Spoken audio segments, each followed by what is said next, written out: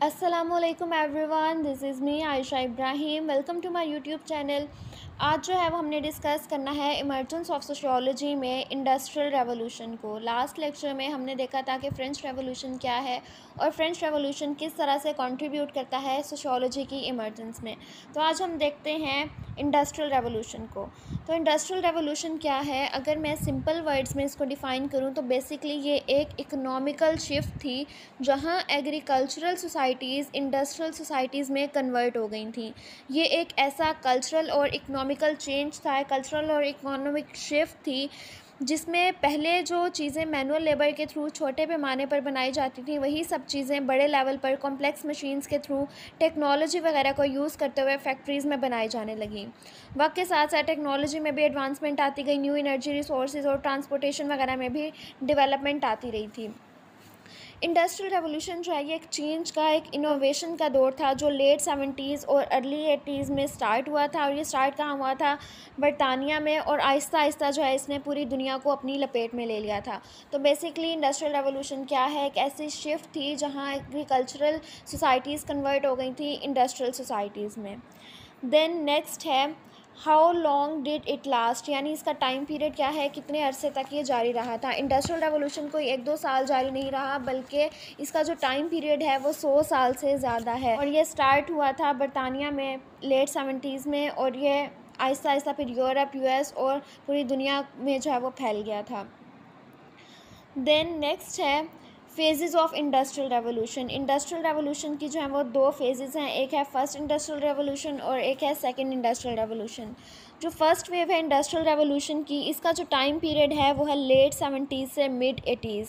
इस वेव में textile industries लग गई थी, और जो काम घर में छोटे लेवल पर ज़्यादा मेहनत करके लोग करते थे, वही काम जो है वो मशीनरी ने करना शुरू कर दिया था फैक्ट्रीज़ वगैरह में। और इस दौर में कॉटन और स्टीम इंजन ने काफ़ी इंपॉर्टेंट रोल प्ले किया था, और इस वेव में जो है वो प्रोडक्शन के लिए स्टीम और वाटर को यूज़ किया गया था।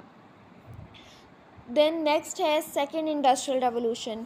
इसका टाइम पीरियड जो था वो था मिड 80s, यानी जहाँ पहली वेव ख़त्म हुई थी, पहला इंडस्ट्रियल रेवोल्यूशन ख़त्म हुआ था, वहीं से ये स्टार्ट हुआ था, और ये फ़ेज़ ख़त्म हुई थी अर्ली 90s में। इस फेज़ को हम टेक्नोलॉजिकल रेवोल्यूशन भी कहते हैं। इस फेज़ में टेक्नोलॉजी बहुत ज़्यादा एडवांस हो गई थी, और चीज़ों की प्रोडक्शन के लिए जो है वो मॉडर्न टेक को यूज़ किया जाने लगा था। यहाँ पे जो ज़्यादा इनोवेशन थी वो स्टील की प्रोडक्शन, इलेक्ट्रिसिटी का यूज़ और पेट्रोलियम वगैरह की वजह से थी, जिसकी वजह से सोसाइटी में काफ़ी जो है वो चेंजेस आए थे। सैमुअल स्लॉटर को अमेरिकन इंडस्ट्रियल रेवोल्यूशन का फादर कहा जाता है। उन्होंने फर्स्ट टेक्सटाइल मिल जो है वो डिज़ाइन की थी यूएस में। देन नेक्स्ट है positive impacts of industrial revolution. Industrial revolution के कुछ पॉजिटिव इम्पैक्ट्स भी हैं और कुछ नेगेटिव भी। तो पहले हम देख लेते हैं positive impacts. High living standard, लोगों का मेयार ज़िंदगी बेहतर हो गया था। मोर जॉब अपॉर्चुनिटीज़, लोगों को ज़्यादा जो है वो जॉब्स के मौके मिल गए थे। मोर अफोर्डेबल प्रोडक्ट्स, लोगों को जो है वो मार्केट में अफोर्डेबल प्राइसेस में प्रोडक्ट्स मिल रहे थे। इसके अलावा कॉम्पिटिशन जैसे क्वांटिटी के साथ साथ क्वालिटी पे भी फोकस किया जा रहा था प्रोडक्ट्स की, और डेवलपमेंट ऑफ सिटी जो है वो डेवलप्ड हो गए थे। देन कुछ नेगेटिव इम्पैक्ट्स भी हैं इंडस्ट्रियल रेवोल्यूशन के, वो देख लेते हैं। फर्स्ट है चाइल्ड लेबर। अब फैक्ट्रीज़ में जो है वो बच्चों को एज अ लेबर रखा जाने लगा, बच्चों से काम कराया जाता था। तो इंडस्ट्रियल रेवोल्यूशन की वजह से चाइल्ड लेबर बहुत ज़्यादा बढ़ गई थी।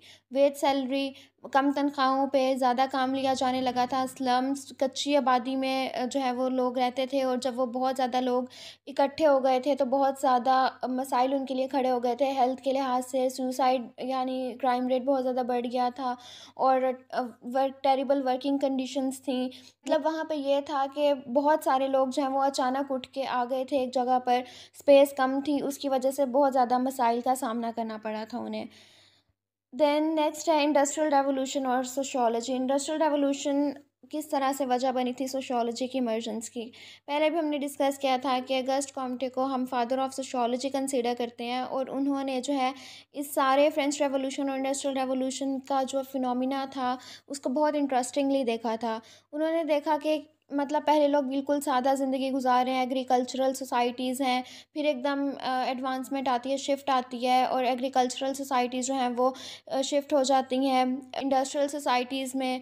और इस दौरान जिन जिन मसाइल का, सोशल इश्यूज़ का सामना किया लोगों ने, जैसे हमने यहाँ बात की थी नेगेटिव इम्पैक्ट्स के इंडस्ट्रियल रेवोल्यूशन के लोग जो हैं उनके हेल्थ पे नेगेटिव इम्पैक्ट पड़ा। इसके अलावा क्राइम रेट बढ़ गए थे, लोग सुसाइड बहुत ज़्यादा अटेम्प्ट करने लग गए थे, चाइल्ड लेबर, इस तरह के जो सोशल इश्यूज़ थे वो बहुत ज़्यादा हाईलाइट होने लग गए थे।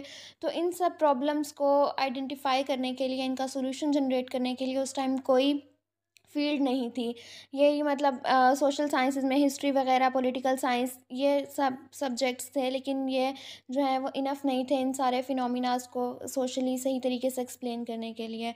तो फिर यहाँ से जो है वो कॉम्पटे ने एक आइडिया लिया था कि यहाँ एक ऐसी फील्ड होनी चाहिए जो सिस्टमेटिकली या जो साइंटिफिकली जो है इन सारी चीज़ों को, इन सारे प्रॉब्लम्स को आइडेंटिफाई करके इनका सोल्यूशन दे सके।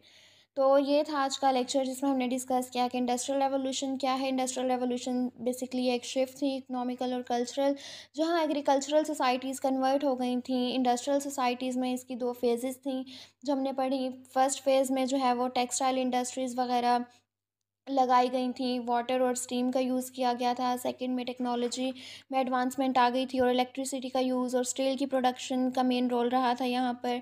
इसके अलावा हमने डिस्कस किए इसके पॉजिटिव और नेगेटिव इम्पैक्ट्स, और एंड में हमने देखा कि इंडस्ट्रियल रेवोल्यूशन किस तरह से सोशियोलॉजी की इमर्जेंस की वजह बनी थी। तो आई होप आज का ये लेक्चर आप लोगों के लिए हेल्पफुल रहा होगा। नेक्स्ट लेक्चर में हम एज ऑफ एनलाइटमेंट को डिस्कस करेंगे। So don't forget to subscribe my channel, do like, comment and share this video. Thank you so much.